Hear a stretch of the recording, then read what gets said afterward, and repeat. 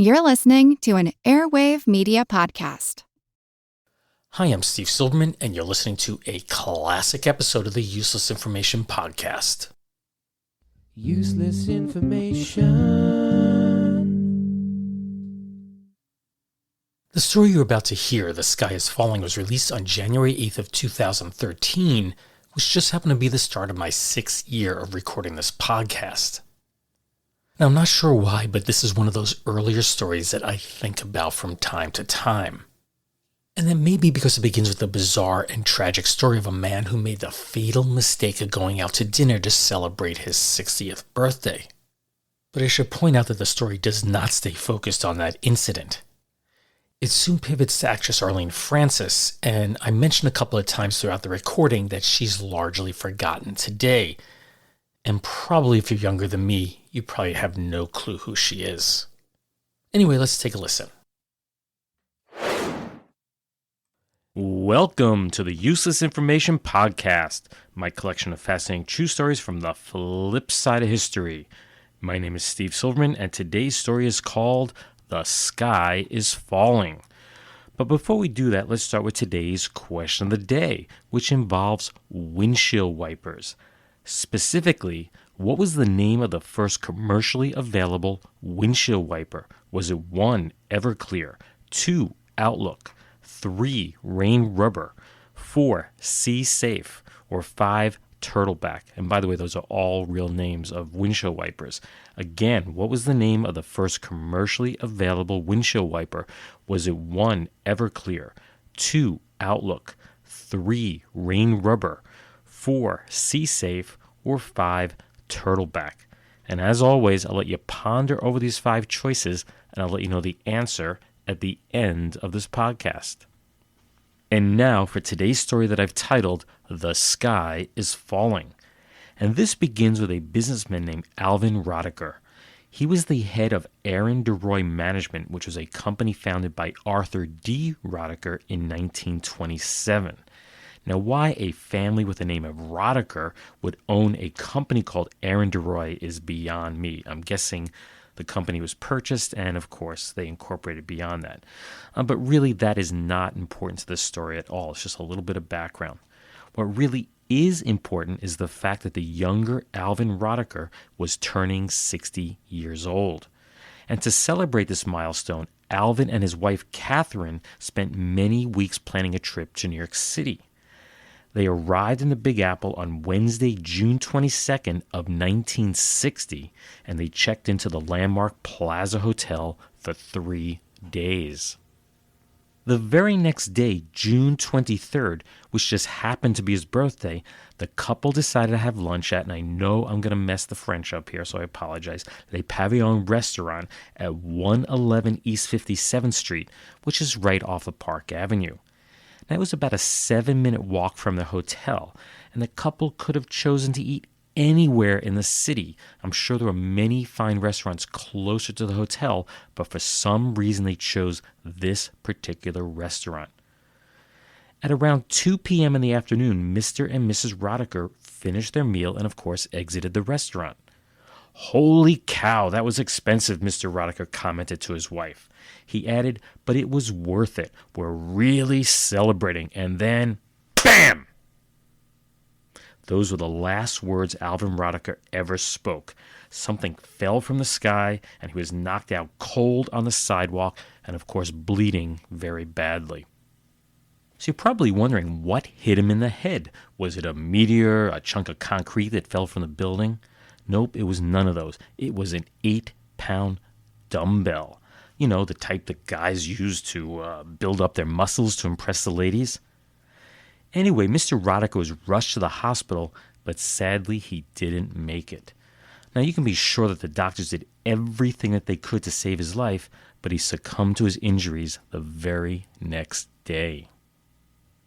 So you're probably wondering, where in the world did the killer dumbbell come from? Well, it turns out the Le Pavillon restaurant was located on the ground floor of one of Manhattan's ritziest apartment buildings, the aptly named Ritz Tower. That was the 41-story home to many people of fortune and fame back then. And 8 stories directly above the exterior canopy of the restaurant was the apartment of actress Arlene Francis and her husband, theatrical producer Martin Gable. Now, both are virtually forgotten today, but I assure you that they were very, very well known back then. Now, the couple was not in the apartment at the time of the incident. For the previous 3 weeks, they'd been staying in their Mount Kisco, New York home, which was a bit closer to the Westport, Connecticut summer stock play that Ms. Francis was performing in. Since they knew that their Ritz Tower apartment was going to be unused during this period, the couple decided to get their broken air conditioner fixed. It was one of those large window units that left a gaping hole in the window frame when it was removed. So to resolve this problem, a temporary screen was installed, but it didn't sit too well in the opening. As a result, and you probably guessed it here, 2 8-pound dumbbells were wrapped in towels and propped against the screen to keep it firmly in place. Keep in mind that the dumbbells of this period were all round. They weren't the flat-sided polygons that are so commonly used today. That means, of course, they can roll very easily. Clearly, some sort of action set one of these dumbbells in motion. Investigators quickly learned that Ms. Francis's secretary, a woman named Muriel Fleet, decided that this particular screen needed cleaning, and then the maid Effie Turner started to remove it from the window. As she did so, one of the dumbbells became unwrapped from its towel and rolled across the window ledge. Effie made a quick grab for it, but she was unable to stop its forward momentum. The dumbbell was now in a state of free fall, right down to the sidewalk below where it struck Mr. Rodecker with that fatal blow to his skull. Just a few days later, Ms. Francis was scheduled to appear on the TV show What's My Line? That's a show on which she was a regular panelist from 1950 to 1975. So here's an audio clip from that episode. Thank you, ladies and gentlemen, and welcome to What's My Line? I would pause for just a moment to say that we have prevailed upon Miss Arlene to be here with us tonight under very trying circumstances, and we're very proud of her that she does come to be with us on our usual Sunday night, because, as I think you all must realize, this is a very difficult and trying time for her, and we think it's wonderful that she came to join us. Thank you, Miss Arlene.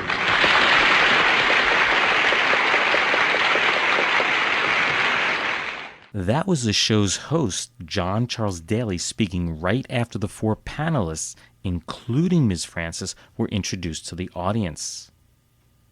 In Ms. Francis's 1978 autobiography, she writes, quote, "I was called in Westport and I came to New York immediately, shattered and unbelieving and covered with guilt. The latter was not because anyone was trying to attach blame to me, but it was my room, and they were my dumbbells, and I couldn't help feeling, however inadvertently, that I had been responsible for someone's death." And that's the end of the quote. 2 weeks after the accident, the district's attorney's office announced that after a thorough investigation, it was concluded that there was absolutely no evidence of criminal neglect. This was simply an accident stemming from a bizarre sequence of events. While there was clearly no criminal guilt here, lawsuits certainly did follow. A suit was filed by Mrs. Rodecker in New York State Supreme Court on January 11th of 1962 against Arlene Francis, her husband Martin Gable, and the Ritz Towers Hotel for $500,000. On June 20th of that same year, it was announced that an out-of-court settlement had been reached. The couple agreed to pay Catherine Rodecker $175,000, and that was covered by their insurance policy. The apartment building coughed up an additional $10,000 for a grand total of $185,000. I'm sure you can do that math. Mrs. Rodecker's lawyers then took their cut of $41,000 out of that. Now, at first glance, $185,000 may not seem like a lot of money for the death of a spouse, but that translates into about $1.4 million in 2012 funds. With that sad tragedy behind them, things were only about to get worse for Ms. Francis. Less than 1 year after the settlement was reached, That's May 26 of 1963 at 2:20 in the afternoon to be precise, she was driving along the Northern State Parkway of Long Island at about 30 miles per hour. Now that's about 55 kilometers per hour for those unfamiliar with our kind of unusual imperial system of measurement. So here she is driving with a fine drizzle coming down, the car windows are fogging in, and then suddenly the car in front of her skidded. She immediately slammed on her brakes and she veered right across the highway divider into head-on traffic. Her car collided with another car driven by Joseph Arcos of Brooklyn. The impact knocked Miss Frances unconscious, but she awoke just as she was being loaded into the ambulance. She suffered a broken collarbone, cracked ribs, a concussion, and of course the many cuts and bruises that are common to an accident this severe. She was very lucky to be alive. Sadly, Rose Arcos, the wife of the driver, was killed. And once again the lawsuits were filed, but this time it was for $1.8 million. That's about 13 million buckaroos today.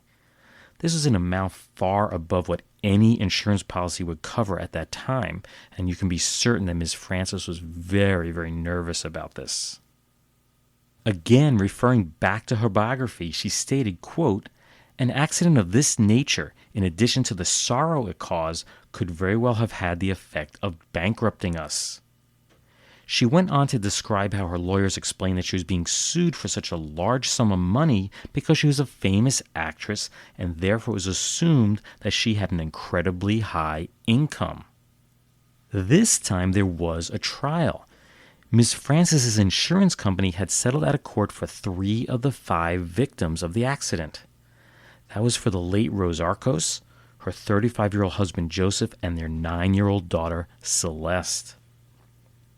The agreed-upon amount was $210,000, and of that amount, $162,500, that's about $1.2 million today, was for the death of Mrs. Arcos, and that was reported by the New York Times to have been the largest award ever made for a housewife up to that point. Now, there was another couple in the back seat of the Arcos' car. They were Mr. and Mrs. Anthony Catapano. They were both injured, but Mrs. Catapano had the most severe injury with a broken hip. Of course, this is nothing like the death of a spouse. So Aetna offered them a lesser amount, lesser than what the Arcoses had been offered, and they opted not to take it. It apparently wasn't enough for them.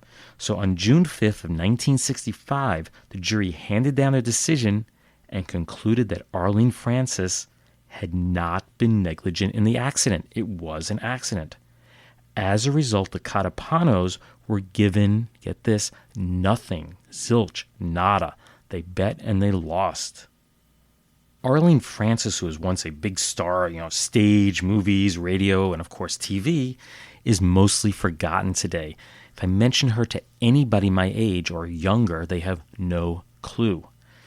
She passed away on May 31st of 2001 at the age of 93, and that was attributed to complications of cancer and Alzheimer's disease. Useless, useful, I'll leave that for you to decide.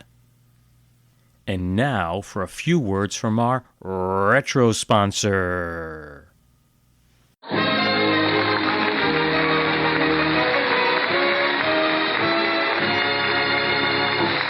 We'll bring you the second act of the life of Riley in a moment. From Atlantic to Pacific, folks are saying Prell's terrific. Yes, everywhere it's P-R-E-L-L, Prell shampoo. Yes, Procter & Gamble's Radiant Cream Shampoo in the handy tube. Prell is a hit everywhere for 2 reasons. First, Prell spells glamour for dull, drab hair, because Prell leaves hair more radiant than any soap shampoo. It can't leave a dulling soap film. Prell brings out those glorious natural highlights, leaves hair soft and smooth, easy to manage. Second, in as little as 3 minutes, Prell removes unsightly dandruff, and regular shampoos control it. Doctors' examinations proved it. What's more, Prell goes farther than any known shampoo, cream, or liquid, because it's more concentrated. So try the shampoo in the handy tube. For hair radiantly lovely, free of unsightly dandruff, try Prell. P-R-E-L-L, Prell shampoo.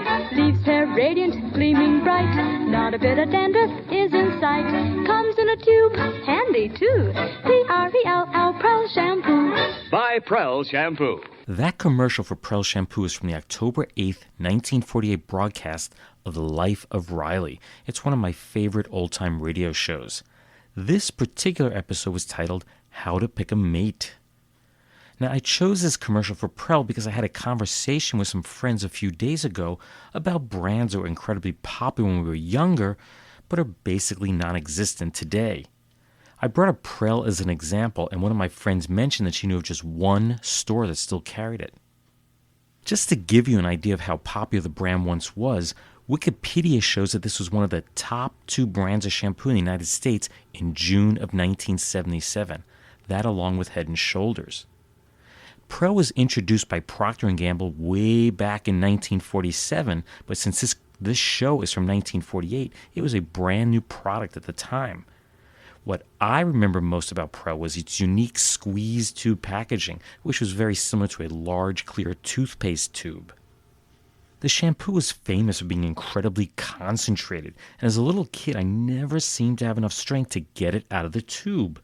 It was just so humiliating. It was almost like getting sand kicked in my face. So I had no choice. I flipped open my comic book, quickly filled out the form in the back, and I enrolled in the Charles Atlas Dynamic Tension Program. That transformed me into the man that I am today, a 165-pounder who can hit those computer keys as hard as anyone on Earth. And now for a few totally useless yet totally true tidbits from history. It's time for what to call News of the Weird Past, and today's stories all involve pets. Our first tidbit is actually related to today's main story. It was reported on February 27th of 1951 that Arlene Francis, host of the TV show Blind Date, had been bitten on the finger by one of her guests. Her guest was none other than Bonzo, the movie chimpanzee. He was on the show to promote his latest movie, Bedtime for Bonzo. She finished the show, but she had to go to the emergency room to get treated. Now, if that title doesn't sound familiar to you, it is the movie where Ronald Reagan, long before becoming President of the United States, played second fiddle to a chimpanzee. Sadly, Bonzo died just 1 week after his appearance on the show. On Sunday, March 4th, a fire broke out in the Chimp House at the World Jungle Compound in Thousand Oaks, California. 3 other chimps and a baby kangaroo were also killed in the fire. Bonzo, whose real name was Tamba, was carried out by firemen who spent more than 30 minutes unsuccessfully trying to resuscitate him. At the time, Tamba was earning more than $500 per week. Think about it, it's 1951. That was a lot of dough to earn. When word of his death hit the press, the joke started flying about how Arlene Francis was the cause of his death. Suggestions such as, they gave the wrong one the tetanus shot and so on. Although I can't help but wonder if they gave a tetanus shot for an animal bite. Our next story is dated January 10th of 1961, where it was reported that an 8-pound, 3-year-old toy silver poodle named Itsy was dog-napped from his owners, Mr. and Mrs. T.S. Callender. The Greensboro, North Carolina couple had been in a restaurant in St. Petersburg, Florida, when a thief smashed the back window of their car and stole Itsy. They were contacted the next day through Mrs. Callender's sister and told to bring $500 to a specified location on the beach. They were instructed to leave the cash and returned 15 minutes later for Itsy, and when they did, he was found to be in excellent health. And our last story is a little bit more recent. It's from March 31st of 1984, when it was reported that Trooper Gary Simmons' patrol car was hit by another car driven by, get this, a toy poodle. You see, Simmons had pulled over Mario Contarino for running a red light. So he asked Contarino to wait beside him by the side of his cruiser while he radioed into police headquarters for further information. That's when Contarino's poodle, who become quite jumpy from all the excitement, knocked the car's shift into reverse and sent it rolling right into the trooper's vehicle. Now, I hope Simmons did the right thing and issued tickets to this poodle. He was driving without a license, he was driving below the legal age, and so on. And now for the answer to today's question of the day. And I had asked what was the name of the first commercially available windshield wiper.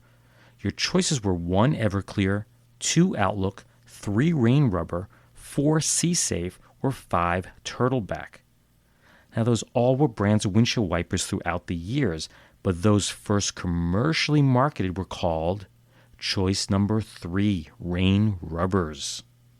The windshield wiper was invented by Mary Anderson back in 1903, but it was never marketed due to a lack of interest.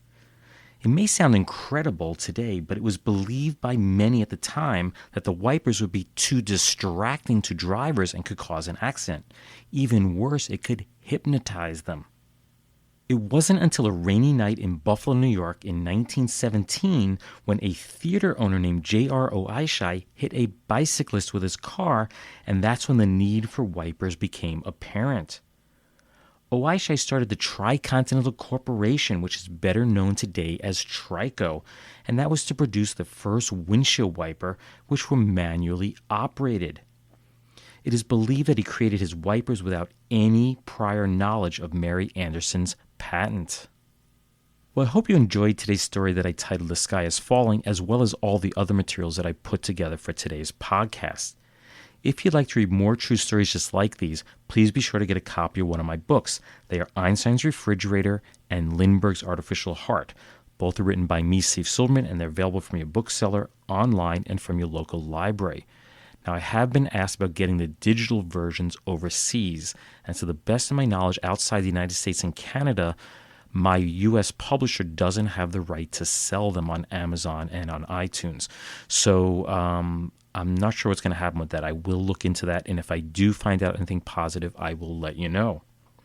As always, if you want to see more information about this podcast, such as some of the articles or research materials I use, just go to my Facebook page. That's www.facebook.com/uselessinformationpodcast. That's one word, Useless Information Podcast. And if you have any questions, just drop me an email. My email is useless@steve.silverman.name. That's useless@steve.silverman.name. Or you can visit my website, which is uselessinformation.org. And I've said this before, I really don't update that website, but there is some contact information and some other stories you can read there. Well, I thank you for listening, and I hope you'll tune in the next time. Bye.